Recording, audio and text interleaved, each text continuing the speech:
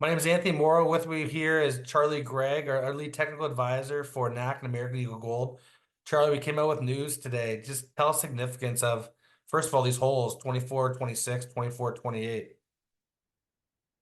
24, 26 and 24, 28. Okay, well those two are drilling from like sort of golden rich part in the south, known as the South Zone or Gold Zone. 26 drilled to the northwest, and 28 is a little bit farther to the east and drilled southeast. So both hit very good grade near surface. So that's very, very exciting to have that 1% copper equivalent in both holes up top there. That will help with payback. But yeah, they both help expand that southern gold zone. So that's very important for cash payback on the project. And then did you mention 24, 24 that hole too, Well, I know Tony? you You want like me? the hole a lot. Why don't you tell me about it, Charlie? Yeah, that one is exciting too because it drilled from the same zone. And we really hadn't planned on running that one long, but we kept it in mineralization, so we just kept it going, and it was a 900-meter hole, and it drilled along the trend that we've sort of been drilling systematically from east-west, but it drilled north or from south to north, and took us all the way from the south zone to what's historically been known as the North Zone. And why I like that is because, some of the holes that we've drilled earlier this year, the market wasn't too excited about. I like them. They show mineralization in that zone, but this really confirmed that you do have that connection from south to north. And I think when we just do a few more systematic holes in that central section between the two zones, we're going to show that there's really robust mineralization in there, and it connects that. So you've got this very, very large volume of mineralization at NAC, joining that historical south zone to the historical north zone. You can drill east to west across the system and hit it here and there. But when you drill right along it and you see that continuous mineralization, that's for real. Absolutely. So I love that hole. Tell us about this North Zone. We're seeing some visuals in there right now. Assays aren't ready, but tell us about 35, 38, 33. What gets you so excited about this area? Why do you think it's a significant discovery? Well, that's a different thing that we haven't seen at NAC. I mean, NAC has a lot of faces, different styles of diking that are almost all associated with bringing in mineralization. That's what makes it so exciting. Also makes it a little more geologically complex and a little bit harder to sort out. But in the North Zone, we see this other style of intrusive, which is broader. Some of the dikes are narrower, but up there we have some broad intercepts.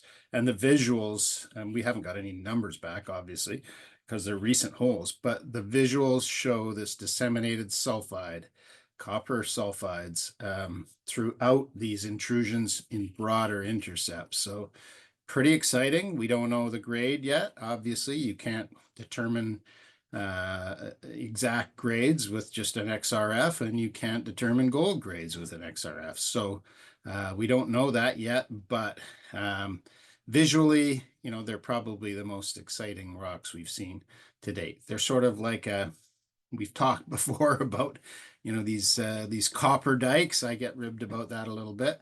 They're these narrowish, but sometimes 5-10 meter intercepts of these copper dikes, which are feldspar, ferric, monzonitic, I guess, composition, quite potassium rich, and they have these murrellatic cavities that have, which are sort of like gas bubbles in an intrusive equivalent of an amygdala in a volcanic rock that have copper in them, and that has always been kind of exciting. And as we move north here, we see these also pretty potassic, but bigger intrusions that are mineralized throughout. So these visuals are probably the most exciting thing we've seen at NAC, and again, it's just visual, but people report visuals these days, and that's what we see, and it looks very, very exciting.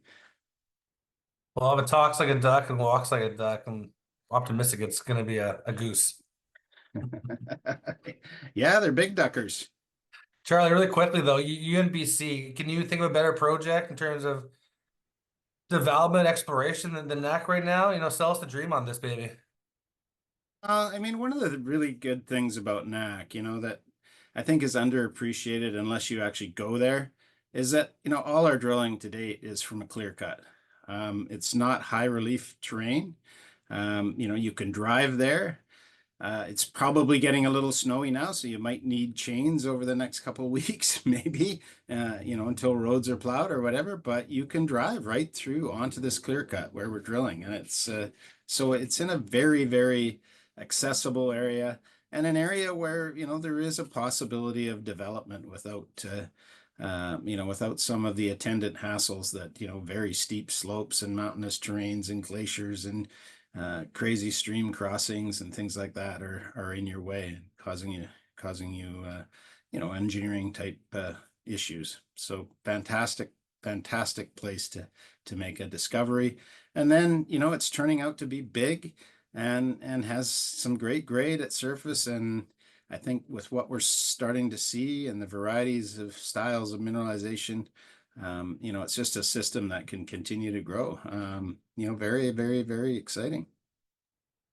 Well, I think this thing would work anywhere. The way it's starting to look, it's got massive volume. It's looking at these two big areas of high grade copper and gold, in the north and the south that are continuing to grow. And as we continue to work ourselves around this blue sky donut, we're going to find more high grade areas. I compare it almost to the way Galore Creek is. Galore Creek's seen as an open pit. If you really look at it, 7 high grade, 100 million tonish pods within it. Then they turn and blend it into an open pit. So ours is, instead of just one ocean of it, like it's at Galore, it looked like it's kind of a circular shape around this Babbian porphyry stock. But it's early days here, but it doesn't take long for it to be late development days. So I'm cautiously optimistic. I think these holes in the north are going to be really telling. I'm very excited for them, and we have a good team. We want to have exploration where it's big ore bodies hang with big ore bodies, and geologists to find those ore bodies tend to find them again. That's why we have you on the team, Charlie. So thanks for doing the interview with us, and everyone just stay tuned. We'll have a lot more news to come. Okay, thanks, Tony. You bet. It is exciting for sure. Thanks, Charlie. You bet.